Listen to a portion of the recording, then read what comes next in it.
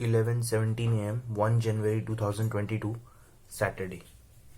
उसका क्या जरूरत है? उसका क्या जरूरत है? जरूरत है ना, क्यों?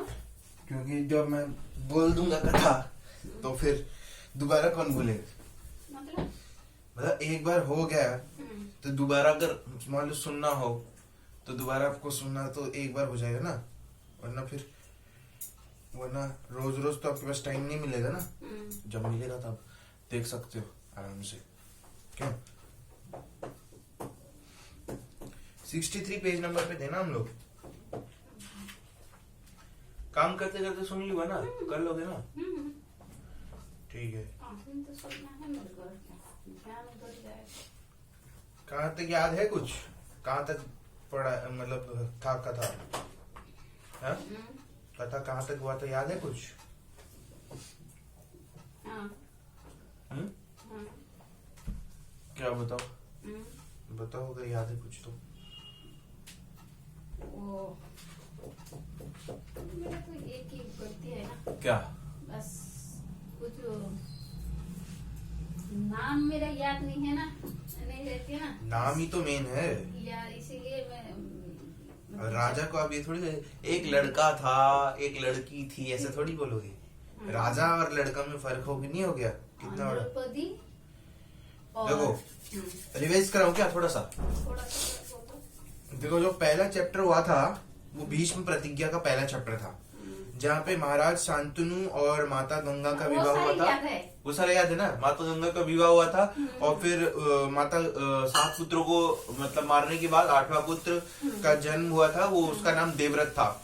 और देवव्रत के बाद फिर देवव्रत जब माता गंगा ने पाल को उसके बड़ा करके वापस शांतनु महाराज को दिया, उसके बाद एक दिन जंगल में माता सत्यवती मिली। फिर सत्यवती का विवाह महाराज उनसे हो गया, हस्तिनापुर से हो गया, हस्तिनापुर के महाराज से हो गया। कौन है? भगवान को गड़बड़ दिया है कि नहीं किया? या तो टीका लगा, यहाँ से लगा लो। चलो खाली ये लो, हाथ भी लगा लो अपना, बता रही हूँ। रेस्टी साहब क्या दूध लगाओ, 10 টাকা लहसुन क्या? पास्ता तो तुम्ही तो কৈছিলা না আমি কইছিলাম না 20 টাকা লहसुन আর কত লিখবা? হ্যাঁ তুমি তো পরে কৈছিলা যে 10 টাকা লিখছি। 10 টাকা 20 টাকা কইছিলি না। चल पहले टीका लगाओ, चलो তুমি লাগাও अपना ये हाथ गादी लीचे हाँ? गादी की हाथ हाथ तो गिला करो, नहीं तो टीका किसको लगेगा? हेलो पहले हाथ जाओ, टीका काई? पहले हाथ गिला करता ये करो बात আমি তাইরে লাগিবা हाँ शीशा रे देखिए মাছিস नहीं मस्जिद दिल्ली का भी नहीं, वो वाला चंदन वाला टीका। काई टीका पहले हाथ गिला करो, मैं बता रही हूँ। हो रे नहीं हाँ उसका अंदर है, उसका अंदर है। इसका ये हाँ ये तो चॉकलेट लगे देखा हाँ नहीं वही हाँ? हाँ हाथ गिला। मिठाई और लेट कर रहा है। नहीं वो नहीं होगा, ऐसे नहीं होता, खुला नहीं ऐसे है। लगा हाँ थोड़ा सा लगा पर वो उतना नहीं है। तुम ये करो, हाथ गिला करो। अब लगेगा कैसे? देखा देखा थोड़ा सा बस बस ठीक है चल, अब इसको तो इतना ही लगा। छोड़ पूरे माथे में लपेट। अरे चलो चंदन लगा लो थोड़ा, ए सिंदूर लगा लो, उसी में सिंदूर भी लगा लो। ये भगवान सिंदूर तो थोड़ा सिंदूर लगा लो। चलो जाओ भगवान কোন का। বছর পুন্না সিন্দুর अरे तू ठीक से तो ले, লাগি তো লিলি कहीं बस उधर बस लगा बस। थी इसका गेम खेलना छूट रहा है ना, गेम हाँ। खेलेगा इसलिए मैं शुरू करी। बीच কাজ করতে করতে হবে নি, हाँ? হয়ে যাবে কিছু हाँ, हाँ, हाँ। সে বারবার ডিস্টার্বিং করে। আমার রজাই দাও रे तुम्हें आठ बटे काज करो प्रति। আমি আর কুচ্ছ भी লাগানি बेड़े लेसा नहीं का मैं दादा खाबे। না না না না हैं? খাওয়া যাবে না। अच्छा कर लिया। ठीक। ठीक है से खाओ। আমি খাবো না। ঠিক আছে शुरू करी। हाँ करो। कहाँ पे था मैं? ये प्रदीप आ गया ना बीच में। देखो शांतनु दोबारा से बोलना पड़ेगा ना। शांतनु महाराज और माता गंगा का विवाह हुआ था। फिर उनका जो बच्चा हुआ था, फिर क्योंकि महाराज जो वचनबद्ध थे तो इस कारण से उनका जो 7 पुत्र हुआ था उसमें वो सवाल खड़े नहीं कर पाए। और फिर उसके बाद 8वां पुत्र जब जन्म हुआ सवाल खड़े किए। फिर उसके बाद माता गंगा चली गई अपने पुत्र को लेके। फिर वापस कुछ वर्ष बाद देवव्रत को उन्होंने लौटाया। फिर बाद में महाराज ने माता सत्यवती से विवाह किया, ठीक है। और उनसे विवाह करवाने के लिए भीष्म ने देवव्रत ने प्रतिज्ञा ली कि वो कभी विवाह नहीं करेगा, क्योंकि जो सत्यवती का पिता थे दशरथ, उनकी शर्त थी कि उनका बेटा, उनका होने वाला जो पुत्र होगा सत्यवती का, वही राजा बनना चाहिए। तो इसी कारण से उसने प्रतिज्ञा ली। तो ये था पहला चैप्टर, ठीक है। अच्छा, दूसरा चैप्टर में जब शांतनु और माता सत्यवती का विवाह हो गया, उसके बाद जो उनके 2 पुत्र हुए, चित्रांगद और विचित्रवीर, ठीक है। चित्रांगद की कुछ वर्षों बाद मृत्यु होगी, शायद किसी युद्ध में या किसी कारणवश। उसके बाद विचित्रवीर को राजा घोषित करा। हाँ, भीष्म ने राजा घोषित किया, लेकिन अभी राजा वो बनने लायक नहीं था, क्योंकि वो अभी बच्चा था, छोटा था। तो इसी वजह से उसके जब तक वो बड़ा नहीं हो जाता, हर तरह से काबिल नहीं हो जाता, तब तक के लिए भीष्म ने जो है महाराज भीष्म ने वो किया, राज्य किया भीष्म पितामह ने, ठीक है। फिर जब बड़ा हो गया विचित्रवीर, उसको राजा बना दिया। मम्मी अच्छे से। फिर जब बड़ा हो गया विचित्रवीर, फिर उसको राजा बना दिया। और उसके बाद वो विवाह करने लायक हो गया था विचित्रवीर। तो फिर काशी के राजा की पुत्री थी अंबा, अंबिका और अंबालिका, तीनों पुत्री थी, बहुत सुंदर थी। तो फिर उनसे विवाह करवाया था उसका, ठीक है। महाराज भीष्म ने भरी सभा में उन तीनों को, मतलब सारे राजाओं को परास्त करके उन तीनों को ले आया था, ठीक है। बीच रास्ते में शालराज मिला था, उससे युद्ध किया, शालराज हार गया। वापस वो हस्तिनापुर आए भीष्म पितामह। तब पता चला कि अंबा जो है शालराज से प्रेम करती है। तो अंबा चली गई शालराज के पास, लेकिन शालराज ने उसे अपनाने से मना कर दिया। अंबिका और अंबालिका का विवाह उससे हो गया, विचित्रवीर से, ठीक है। और अंबा फिर जब वापस आई तो उसने बोला कि शालराज मुझे एक्सेप्ट नहीं कर रहा, भीष्म जी आप मेरे से विवाह कर लीजिए। लेकिन भीष्म ने मना कर दिया, क्योंकि उसने प्रतिज्ञा ली थी। तो इसी वजह से फिर उसके बाद नहीं हो पाया। और फिर उसके बाद अंबा को गुस्सा आया, उसके मन में नफरत और बदला लेने की भावना आ गई। फिर उसने कई राजाओं से मदद मांगने की कोशिश की, लेकिन नहीं हुआ। तो फिर उसने शिव भगवान की वो की, क्या कहते हैं, प्रार्थना की, तपस्या की। पर शिव भगवान फिर प्रसन्न हुए। उसने कहा कि भीष्म पितामह को, मैं भीष्म पिता को मारना चाहती हूँ, उसके लिए मेरे को आशीर्वाद दीजिए। लेकिन भगवान शिव ने बोला कि नहीं, वो संभव नहीं है, क्योंकि उसके ऊपर देवताओं का आशीर्वाद है। उसके पिता ने उसको इच्छा मरने का वरदान दिया है। तो इस जन्म में तो तुम उसको नहीं मार सकती, लेकिन अगले जन्म में अगला जो जन्म तुम्हारा होगा उसमें तुम उसकी मृत्यु का कारण जरूर बनोगी, ठीक है। तो फिर उसके बाद अंबा ने अग्नि में छलांग लगाकर अपना ये जो जन्म था वो त्याग दिया। और जब उसका अगला जन्म हुआ महाराज द्रुपद के यहाँ। द्रुपद एक राजा था, वो पंचाला का। तो वहां पे अंबा का जन्म हुआ। तो और द्रौपदी उसका नाम था, समझ गए ना। उसके बाद जो 3rd चैप्टर था अपना पांडवास और कारवास का, उसमें विचित्रवीर के 2 बच्चे हुए, ठीक है। विचित्रवीर के 2 बच्चे हुए, धृतराष्ट्र हुआ और कौन हुआ, धृतराष्ट्र अंधा था। और भीष्म पितामह ने इसलिए पांडु को राजा बना दिया, ठीक है। और पांडु को राजा बनाया।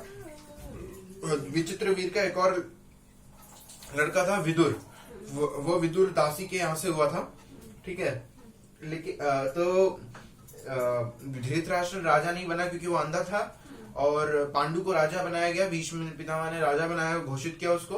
और Vidur as a adviser Pandu का एडवाइजर बन के रहा, पांडु जो राजा बन गया था, ठीक है। कुंती माता का मथुरा में एक राजा है, उसकी पुत्री कुंती माता है। तो कुंती माता ने जब कुमारी थी तब उसने एक पुत्र को, मतलब एक ऋषि ने उसको एक संत ने, ऋषि ने उसको मंत्र दिया था, ठीक है, कि वो जब भी उस मंत्र का आह्वान करेगी तो देवता को आना पड़ेगा। फिर देवता, उसने एक बार ट्राई करने की कोशिश की कि देखते हैं होता ही नहीं होता। फिर उसने ट्राई कर लिया तो देवता आ गए तो उसने कहा कि आपको कुछ ना कुछ तो लेना पड़ेगा, तो उसने बच्चा दे दिया सूर्यदेव ने। तो फिर उसके बाद समाज के डर से उसने नदी में प्रवाहित कर दिया। ठीक है। उसके बाद जब कुंती माता का शादी हुआ, किससे, पांडु से हुआ उसका शादी, कुंती माता का। ठीक है। पांडु के 2 पत्नी थी, एक कुंती थी और एक माद्री थी। ठीक है। पांडु ने गलती से एक बार जंगल में एक ऋषि को मार दिया था, तो इसलिए उसने श्राप दिया था कि वो अपना बच्चा नहीं कर पाएगा, और इसी वजह से ये माद्री और क्या कहते हैं, कुंती के पास जो मंत्र था उसका प्रयोग करके उसने बच्चों को जन्म दिया, देवताओं का आह्वान करके। पांडु ने उसे बोला। तो फिर कुंती का 3 बच्चा हुआ, भीम, नकुल, सहदेव। ठीक है। और धर्मराज, भीम और अर्जुन, ये 3 बच्चे हुए कुंती के, और माद्री जी के हुए नकुल और सहदेव। ठीक है। इतना भी रिवाइज करवा रहा हूँ, याद आ रहा है ना। फिर उसके बाद पांडु की भी मृत्यु हो गई। ठीक है। और माद्री जी ने भी मतलब अग्नि में जला लिया खुद को। उसके पति का जो मृत्यु हुआ उससे दुख थी, उसे लगा कि शायद उसकी वजह से ये सब हुआ, बाद में जो मृत्यु हुई। तो फिर माद्री और पांडु का मृत्यु हो गया। जंगल में बचे अब कुंती और बाकी 5 बच्चे। तो फिर महाराज भीष्म ने कहा कि अब तो जो जिसको पश्चाताप करना था वो भी चला गया, तो अब आप राज्य वापस आ जाइए। और तो भीष्म और विदुर जी ने उनको वापस हस्तिनापुर राज्य में ले गए। ठीक है। ये था पांडवास और कौरवास का। ये था अपना तीसरा चैप्टर। चौथा चैप्टर था गुरुकुल का। गुरुकुल में क्या हुआ था, जब बच्चे खेल रहे थे, राजा महाराजाओं के जो बच्चे होते हैं वो आपस में खेल रहे थे, युवराज लोग आपस में खेल रहे थे। खेलते खेलते कुएं में गेंद गिर गया था, और गेंद गिरने के बाद वहां पे पास में एक ब्राह्मण था। वो ब्राह्मण जो था वो बोला, तुम लोग राजा महाराजाओं के बच्चे हो, तुम लोग तो इतने बड़े बड़े युद्ध लड़ते हो, तुम्हारा तो इतना शौर्य है, क्षत्रिय हो, तुम लोग एक छोटा गेंद नहीं बाहर निकाल पा रहे। तो फिर उसने एक घास का तिनका उठाया और उसमें एक मंत्र फूका और उसमें गेंद को मारा, तो गेंद बाहर निकल आया। तो सारे बच्चे जो है हैरान हो गए। तो वो चाहते थे उसका नाम कौन है, उसका नाम वगैरह क्या है, जानना चाहते थे। लेकिन उस ब्राह्मण ने बोला कि जाके अपने जो दादा है, मतलब भीष्म पितामह, उनसे जाके पूछो, बताओ उनको कि मैंने क्या क्या किया अभी तुम्हारे साथ इंसिडेंट। तो फिर वो बच्चे गए भीष्म पितामह से, उनको बताया कि ऐसे घास के तिनके से मंत्र फूक के उसने ऐसे कैसे कर दिया।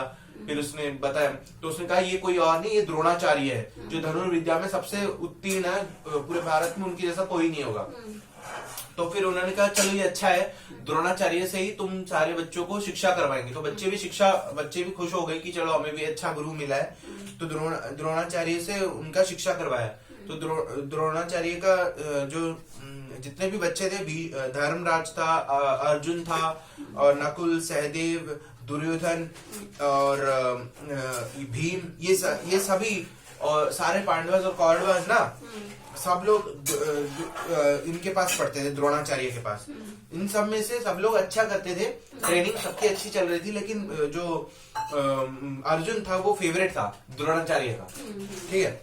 तो फिर उसके बाद जो इसी चैप्टर में क्या होता है कि वो मतलब जो द्रोणाचार्य है, बचपन में द्रोणाचार्य और द्रुपद जो एक राजा है पंचाला का, तो बचपन में दोनों ऋषि भारद्वाज के पास पढ़ते थे।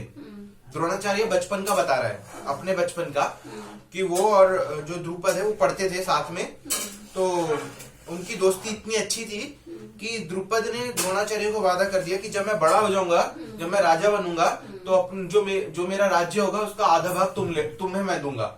ऐसा बचपन में बोला था। लेकिन जब बड़े हो गए तो सबका विवाह हो गया।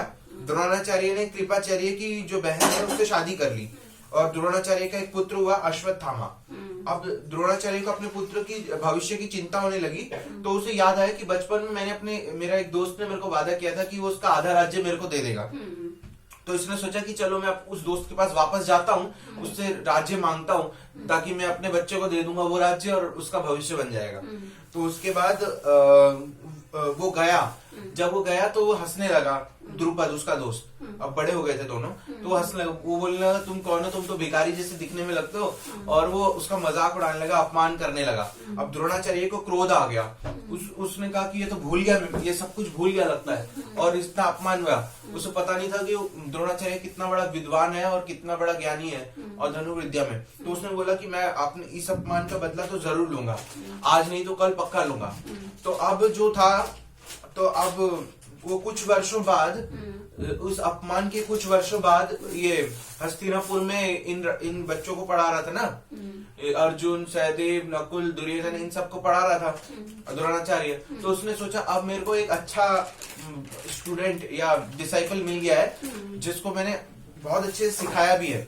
तो अब मैं अर्जुन अपने इन जो बच्चों को सिखाया है, अब मैं इनको युद्ध के लिए भेजूंगा द्रुपद के पास, अपने उसी दोस्त से लड़ने के लिए भेजूंगा। तो पहले सबसे पहले दुर्योधन को भेजता है।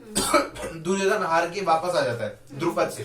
फिर उसके बाद अर्जुन को भेजता है, अर्जुन हरा देता है द्रुपद को। तो फिर उसके बाद वो बोलता है कि देखो, द्रोणाचार्य बोलते हैं कि अब तो अर्जुन ने तुमको हरा दिया है, ठीक है, अब ये पूरा राज्य मेरा हो गया, लेकिन फिर भी क्योंकि तुम मेरे दोस्त हो तो इसीलिए जैसा कि तुमने मेरे को बोला था वो वादा मैं दोबारा पूरा कर रहा हूँ अपनी ओर से, आधा राज्य तुम्हारा आधा राज्य मेरा। तो द्रुपद को ये बात जब द्रुपद ने सुना, उसे बहुत बुरा लगा और उसके मन में नफरत की भावना आने लगी और उसने सोचा कि मैं इसका बदला जरूर लूंगा, ठीक है। वो ये तो था अपना चौथा भाग है, हाँ, ये अपना चौथा चैप्टर था।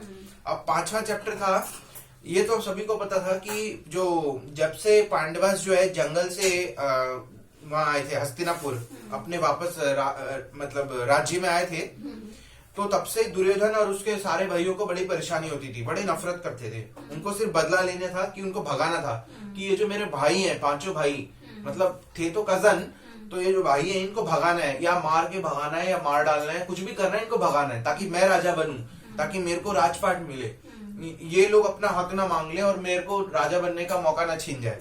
तो इसीलिए शुरू से ही, जब से ही वो लोग पांडवास हस्तिनापुर में आए हैं राजमहल में, तब से इन लोगों को बड़ी दिक्कत थी। तो इसी जेलस में भी दुर्योधन सोचता था कि कैसे इसको मारूं।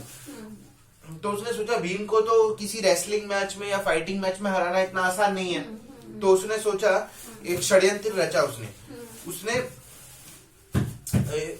नदी के किनारे एक मतलब पांडवास को छुट्टी मनाने के लिए बुलाया कि चलो वहां पे छुट्टी मनाते हैं, वहां पे बहुत सारा बोटिंग करेंगे, घुड़सवारी करेंगे, मतलब कैंप बना के रहेंगे, आग जलाएंगे वहां पे। तो पांडवास भी मान गए और फिर वहां पे उसने ये भी बताया कि वहां पे बहुत सारा खाना भी बनाया है। तो फिर जब गए वो लोग, तो भीम तो था ही भुक्कड़, मतलब भीम को तो खाना खाने का शौक था। तो उसने जब देखा तो उसने खा लिया खाना।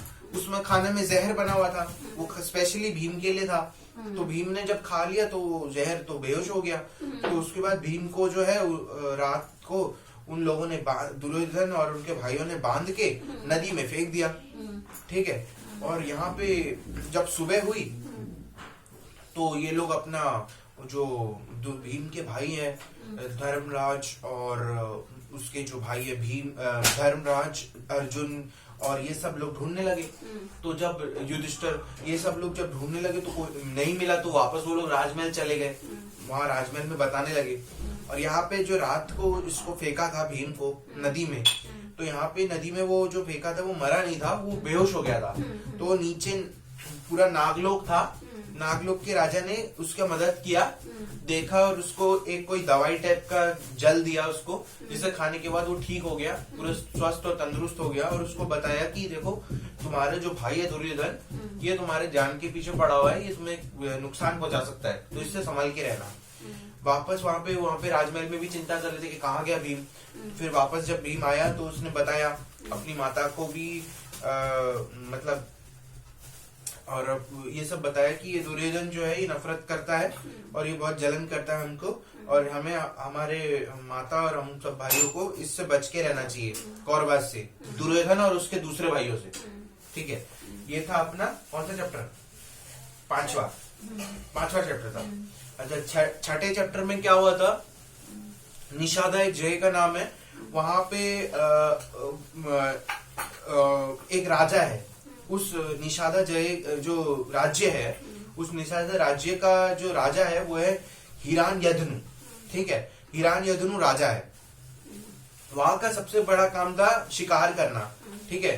तो वही सबसे वहां के जो ट्राइबल्स हैं उनका यही सबसे बड़ा काम था, ठीक है। अच्छा, उस राजा जो हिरण्यधनु है उसका जो बेटा था उसका नाम था एकलव्य। एकलव्य को बहुत इच्छा थी कि वो द्रोणाचार्य से धनुर्विद्या सीखे, ठीक है। तो एकलव्य गया द्रोणाचार्य के पास कि मैं आपसे वो सीखना चाहता हूँ, क्या कहते हैं, धनुर्विद्या सीखना चाहता हूँ। लेकिन एकलव्य को जब मतलब द्रोणाचार्य को जब पता लगा कि वो एकलव्य क्षत्रिय नहीं है, तो द्रोणाचार्य ने बोला कि मैं तो सिर्फ क्षत्रियों को ही सिखाता हूँ, बाकी किसी को नहीं सिखाता हूँ, ठीक है। तो फिर वो एकलव्य डिसअपॉइंट हो गया बहुत।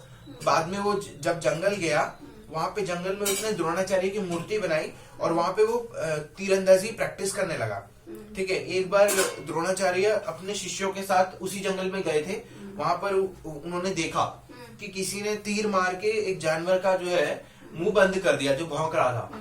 तो फिर उन्होंने देखा कि कौन है ये जो इतना बढ़िया तीर मारा और ऐसा किया। तो फिर वो जब ढूंढा तो फिर उनको उन्होंने देखा एकलव्य से मिले। तो अर्जुन सोचने लगा, ये लगता है ये गुरुजी ने तो कहा था कि मुझसे मतलब मुझे ही अच्छा से सिखाएंगे, मुझसे ज्यादा कोई अच्छा हो नहीं सकता, तो क्या गुरुजी इसको सिखा रहे हैं क्या।